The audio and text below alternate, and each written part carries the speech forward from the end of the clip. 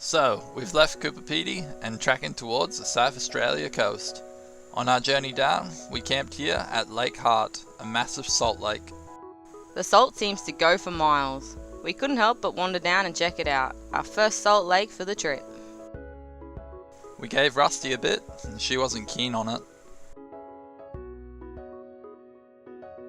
Ames then decided to have a taste.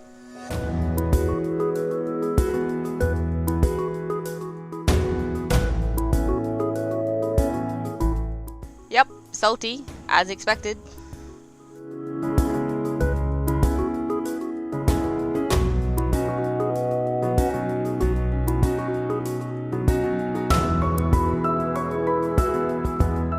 We got a nice spot tucked in the corner of the car park, where we camped for the night. Next day we had our sights set on Port Augusta, a 2-hour drive away. It was a pretty boring drive, with this being most of the scenery. There was the occasional salt lake here and there. Oh well, after what felt like forever, we finally made it to Port Augusta. It was so nice to see the water. It had been too long inland, that's for sure. We settled into a van park, then later that night I heard a special visitor.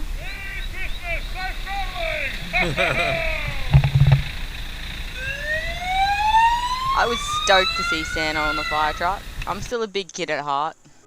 After 2 nights of pretty much cleaning all the red dirt out of the caravan, we headed off. I wanted to do some fishing and I had a spot that I wanted to check out. Point LOWL was that spot. About 40 minutes southwest of Port Augusta, we got to see our first lighthouse since the Cape. How sad is that?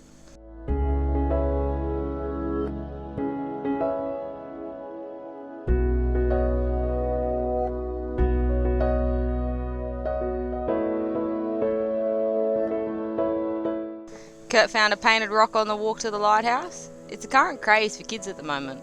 We moved it a bit further down the track, ready for the next finder.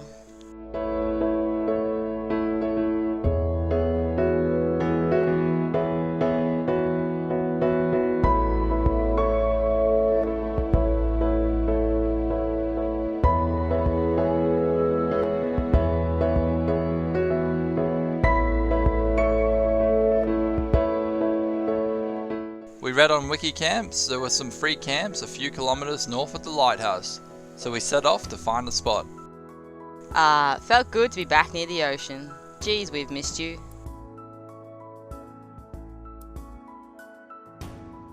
We found a cracker of a spot and set up camp straight away.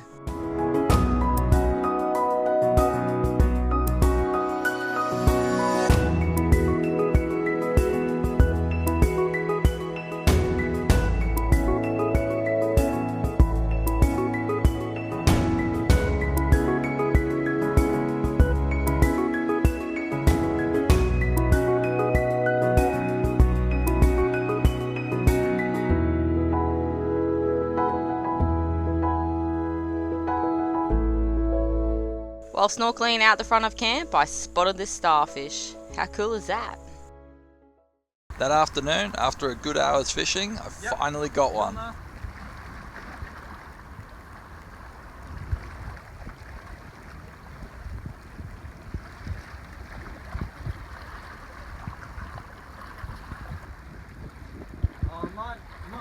Whoa! Oh, he was a decent size. Oh, spewing!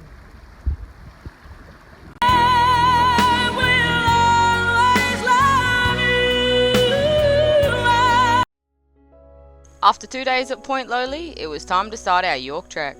First stop was Port Germein. The weather wasn't the best, but we decided to walk out along the jetty. Check out how clear that water is.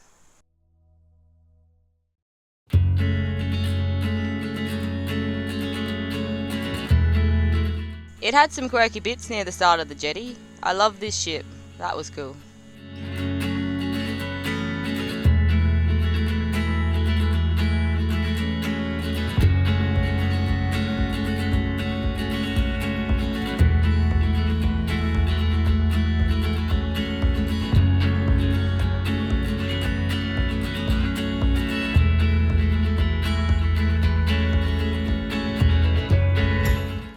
few days later we found ourselves at Tiparra Rocks, a great spot for only $10 a night, and there was only one other camper there. We loved soaking up the sunshine and walking along the beach, and I caught a few whiting as well, which was awesome.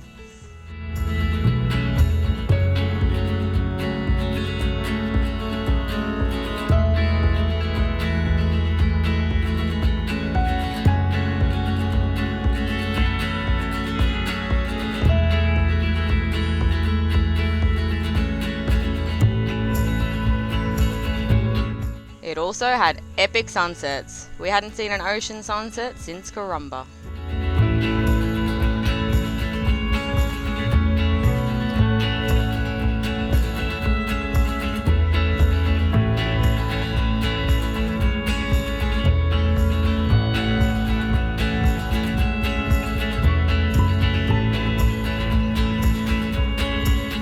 After 2 days of bliss, it was time to move on.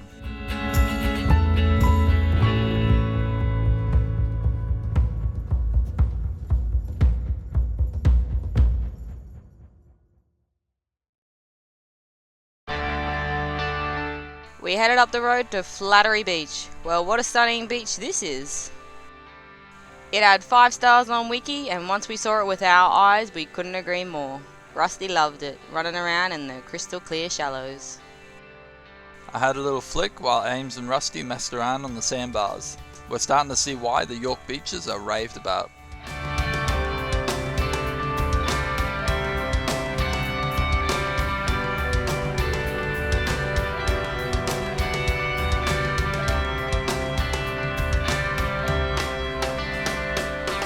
The next day we checked out Corny Point Lighthouse. Wow, can these beaches get any more spectacular?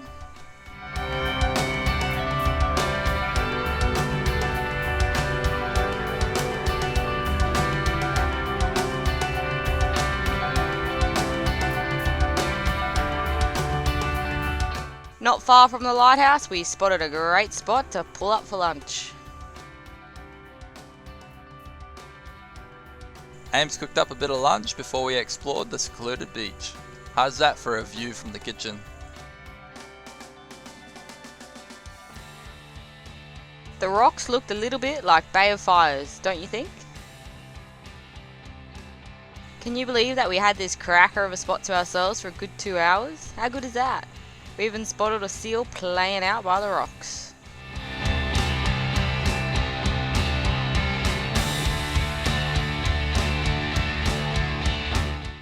Well, unfortunately we couldn't camp at this spot, so after a few hours we moved on to find a spot. We checked out Gleason's Landing as a possible spot, but once we saw this guy we thought, better not. We headed a bit further down the road and set up at Daly Heads, another cracker of a spot for only $10 a night. A few shingleback lizards around, one put Rusty back in her place.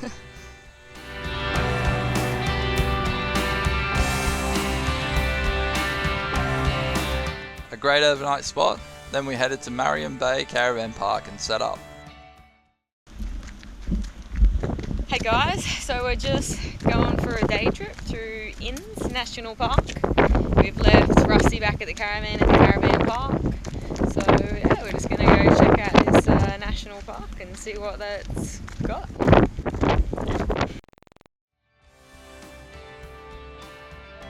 We were only a few minutes in when we spotted our first emu.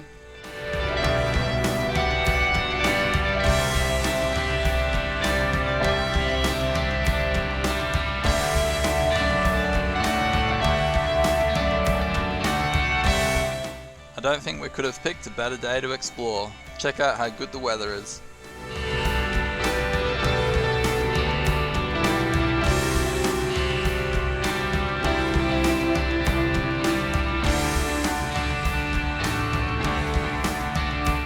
Next stop in the park was Chinaman's Hat Island. Pretty self-explanatory. Continued on and walked out to Cape Spencer.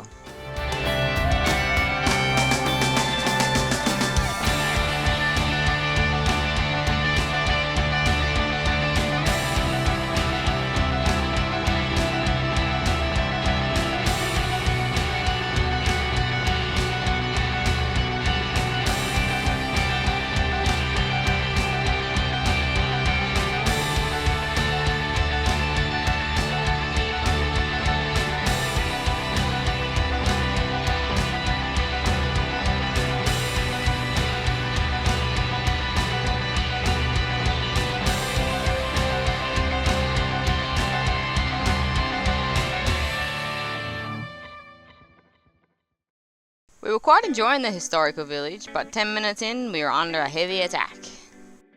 We both were attacked by biting marsh flies. They were more attracted to Ames. We quickly decided to abort and get the hell out of there. Ah well, we continued to explore the rest of the park.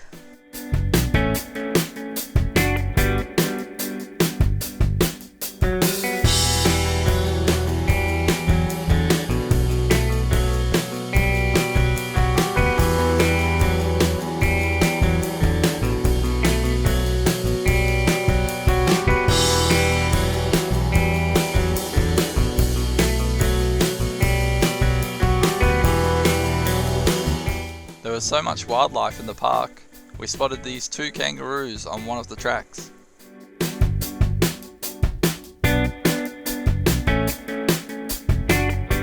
Wow, these beaches and bays just keep getting better.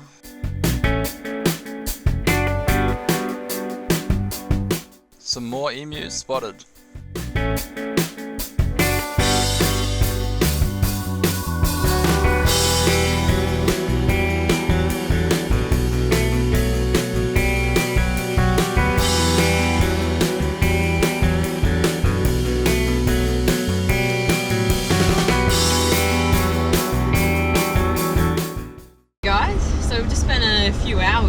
Exploring the Inns National Park down here on the Yorke Peninsula. Some really nice beaches, yeah, some really great spots.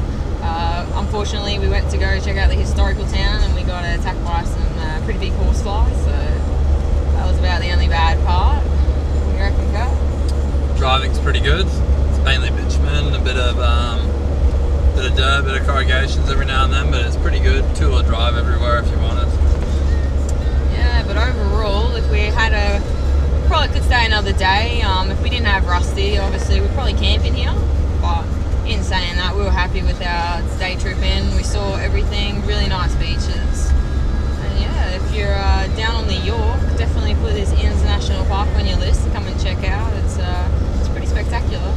Yeah. Alright, well yeah, we'll gotta head back to camp now, check up on Rusty and continue the trek. It was that time again to continue on. We started our trek back up and nipped into this wind farm.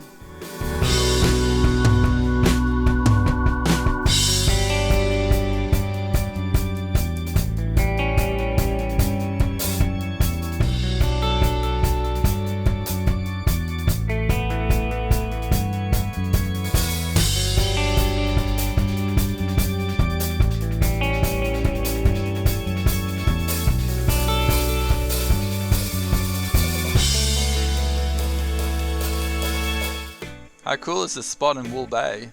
A pretty silly place to put a kiln, if you ask us though. Well, that pretty much wraps up our time on the Yorke. Join us next time as we hit Adelaide and explore the Barossa. Don't forget to hit that subscribe button, give us a like and leave a comment. Cheers, legends.